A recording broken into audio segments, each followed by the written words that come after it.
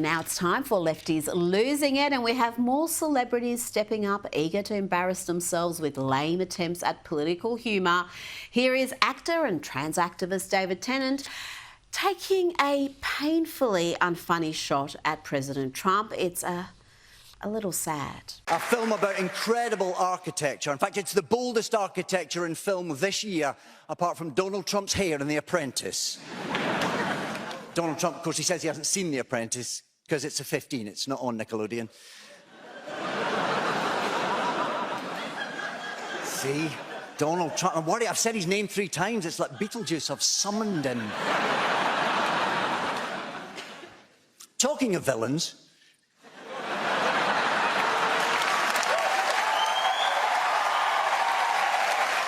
Yes, about as funny as an ingrown toenail. And did you see at the end there who was clapping away at that embarrassingly bad joke? It's Mark Hamill, Trump deranged Mark Hamill, who actually gave us the biggest laugh of the night when his pants fell down on stage. This wasn't a skit. This was Hamill looking like some deranged hobo, desperately scrambling to keep his pants on. So what makes us love cinema so much that we're all gathered here to celebrate tonight? For me, it's that films create worlds so vivid and stories so powerful that we lose ourselves in them completely.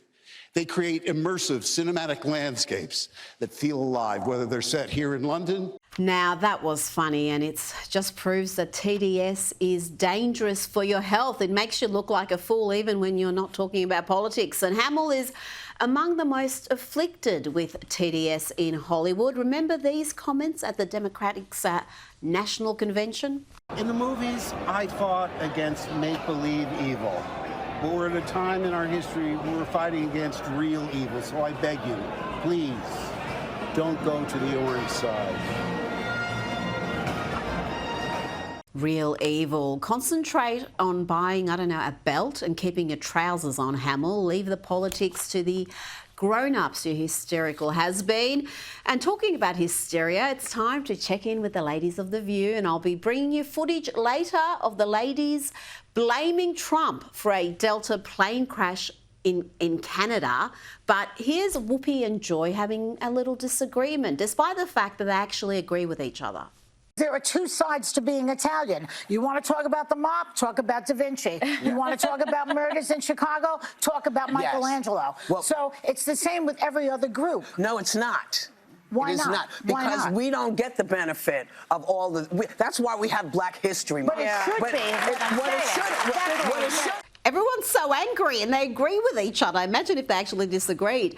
And here, after Joy Behar makes some bizarre comments about eggs and planes, we see Whoopi go on some mad tangent. And I don't think even she knows precisely what she's trying to convey here. See if you can work it out. By the way, egg prices are supposed to come down, not airplanes. Well, let me say someplace that could really use a lot of cutting.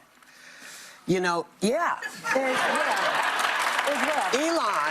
has very many, what do you call it? Government contracts. Yeah.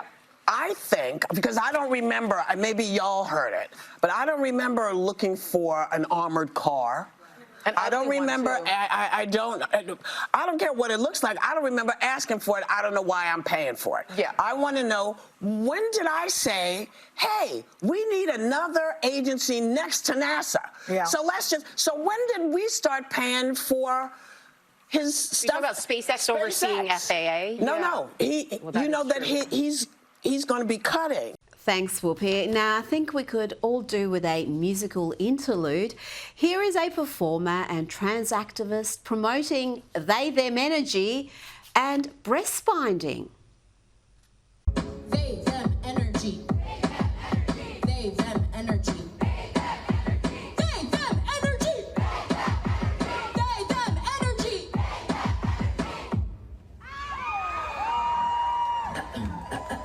This is a public service announcement. Anyone dressed in androgynous outfits. This is a sweet and friendly reminder that you are safe here. Show off your binder. I'm not sure the binding is working, love, but good luck.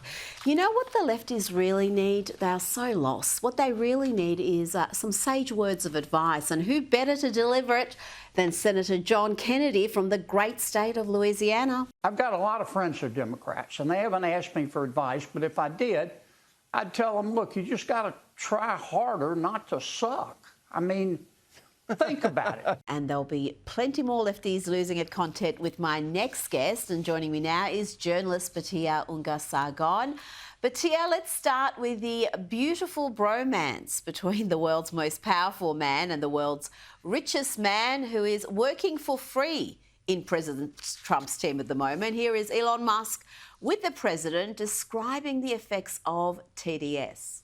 They call it like Trump derangement syndrome, and I didn't. You don't realize how real this is until you can't reason with people. So I was at a friend's birthday party in LA, just a birthday dinner, and it was like a nice, quiet dinner, and everyone was behaving normally. And then I happened to mention, this is before the election, like a month or two before. I happened to mention the president's name. And it was like they got shot with a dart in the jugular that contained like methamphetamine and rabies. Okay, and they're like, wow. And I'm like, what is wrong? But yeah, the media's attacks against Musk at the moment and their desperation to drive a wedge between him and the president, I've got to say, these attacks are getting increasingly desperate.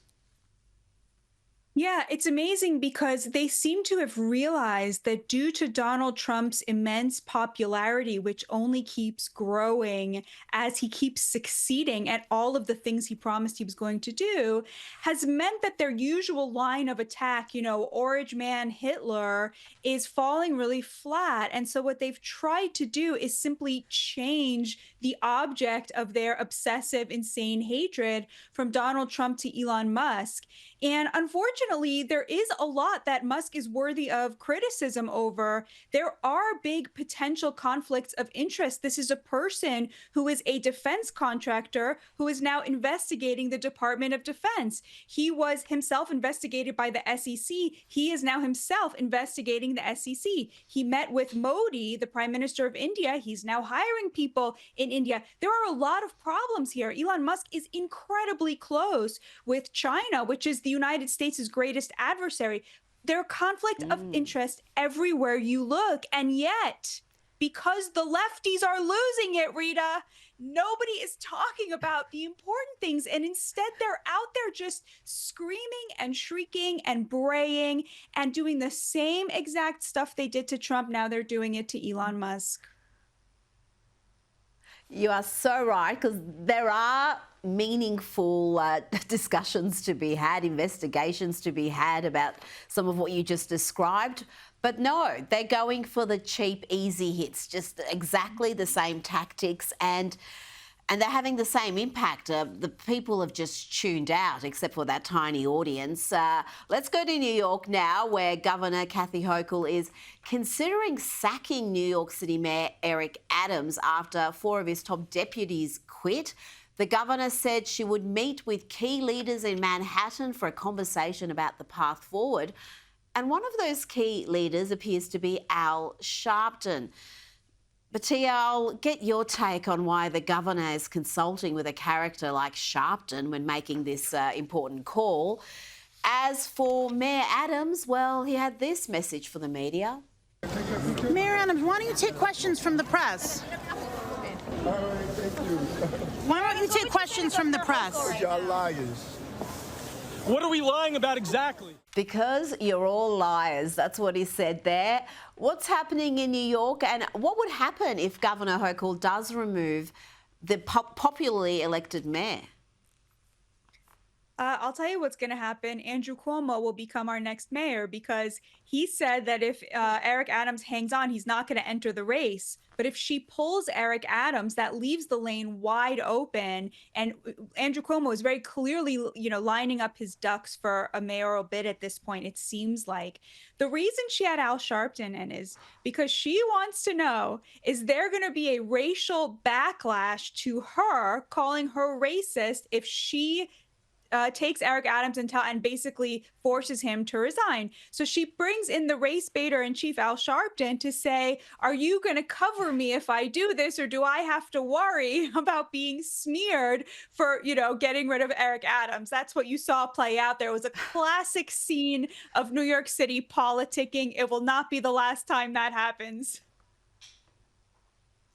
That is appalling. If it's that simple, and I think you're 100% right, that is just appalling. Of course, the optics are terrible, and if you're from the left side of politics, and Kathy Hochul is, and so is Mayor Adams, those accusations are going to come for you because that's the game they play. Everything is seen through that racial filter. Now, I want to ask about this fantastic piece you've written on the entire Justin Baldoni, Blake Lively, the fake Me Too scandal. You've argued it signals the death of man bun feminism. Explain to my audience what man bun feminism is in the first place, and how did a man who presented himself, and Justin Baldoni is this man who was this new age, perfect male feminist ally, is now suing a woman who's accused him of sexual harassment. So you see the man bun there in full display on your screen. Justin Baldoni literally wrote the book on beta maledom. He wrote a book called Undefining My Masculinity or something like that. He wrote another children's book called Boys Will Be Humans. His whole public persona as a celebrity was an ally of women. And this ended up being a key to his downfall here when Blake Lively, sensing his weakness, started to bully him on the set of his own film, demanding the right to rewrite scenes, demanding the right to have her own edit of the film. And then finally, when she was hit with a ton of negative press when the film came out for the way she was handling herself and some old clips in which she was fat shaming a reporter, she then argued that he had, sexually harassed her in an attempt to launder her image by becoming the victim. She cast herself as the victim of a Me Too scandal and cast him as the aggressor. Unfortunately, a more beta male you couldn't have found. I mean, he had all of the receipts showing that in every interaction, she had had the power and he hadn't. And what I argue in the Free Press piece is that basically this is not just the end of the Me Too movement, but it's the end of this kind of man bun ally feminism, because what we really see here, Rita, is that the problem with the Me Too movement, the problem with Believe All Women, is that the relationship between sexuality and power is very, very complicated. It cannot be reduced to just who is the woman and who is the man. And in this case, the man was the one being bullied, the woman being the one bullying him. And when that was revealed, she claimed the victim status and it fell on its face. It did. It has been such a schmozzle for her. She should have just gone on holidays for 2 weeks and the whole thing would have blown over. The film was a dud. Everyone would have forgotten about it. But no, she couldn't have any bad publicity because, she's a golden girl and she's part of this golden couple. So she comes up with this insane story. The New York Times just prints it. I think the New York Times is going to be looking at a massive payout to Justin Baldoni here. And as much as of a beta male he is, and we've heard some of the calls he plays to Blake Lively, some of these recorded calls, and oh gosh, it is cringeworthy just how over the top he is with this male feminist ally narrative. But he's got himself an absolute killer lawyer, and he's going, he's not one you want to mess with. He's got a fantastic track record. And with each new revelation, Blake Lively and Ryan Reynolds end up looking worse. And I noticed they were both at the special Saturday Night Live anniversary edition. I'll be playing the awful skit Ryan was involved in a little bit later in the show. But also on that program, we had that Tom Hanks skit painting Trump supporters, the majority of the country that is, as racist and stupid. How is that being received in the US? Oh, people are so upset about this. You have to understand the election we just went through was the least racialized election probably in American history. It united working class voters of all races, including a quarter of Black men, a historic number for a Republican to have gotten. This is a moment of unbelievable unity among Democratic and Republican voters who are working class because Donald Trump really spoke to them. He basically cobbled together the New Deal Democrat coalition for the 21st century. But the Democrats refuse to admit that they lost the working class, which in and of itself is utterly outrageous. What the Democratic Party represents today is exactly what was in that skit. An unbelievably wealthy person pretending to himself probably as well that he is a good person because he can smear poor and working class people as racists to hide the fact that they are rich. I mean, this is the move of the Democrats. Liberals in America today are rich. The Democrats are the party of the wealthy. And they masquerade as having the higher moral high ground, as being somehow more compassionate by smearing poor people. I mean, it's utterly disgusting, and everybody can see it, Rita. The backlash has been immense, and people are pretending on the left like this is not a big deal. It is a really big deal. The country is uniting around Donald Trump. They are uniting around this agenda. They are uniting around the strength and the efficiency and just the utter competence on display. It is such a relief. Every day in the last 3 weeks that he's been president, to 2 months, whatever it's been, Donald Trump has said to the American people, you are not alone. I'm here. I'm going to help you. It is an unbelievably amazing thing to be seeing. And I'll just end with this, Rita.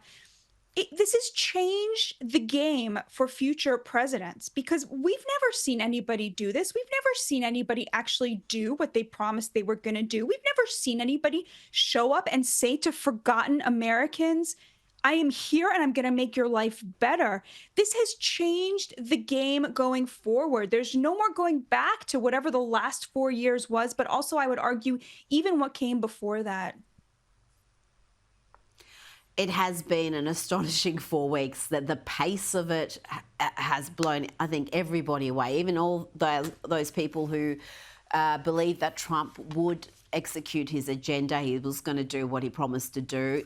We didn't think it was going to be keeping up this pace. This is something else.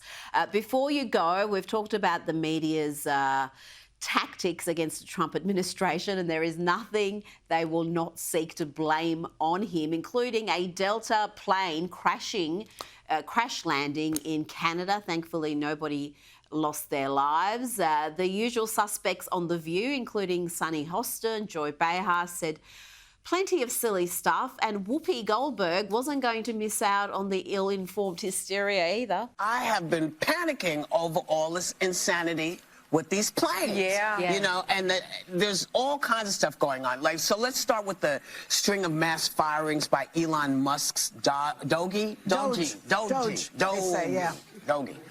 Has sparked a lot of chaos, confusion, and fear because Transportation Secretary Sean Duffy is defending the firing of 400 FAA workers. But former Secretary Pete Buttigieg slammed the firings of employees. Oh, it's enough of that.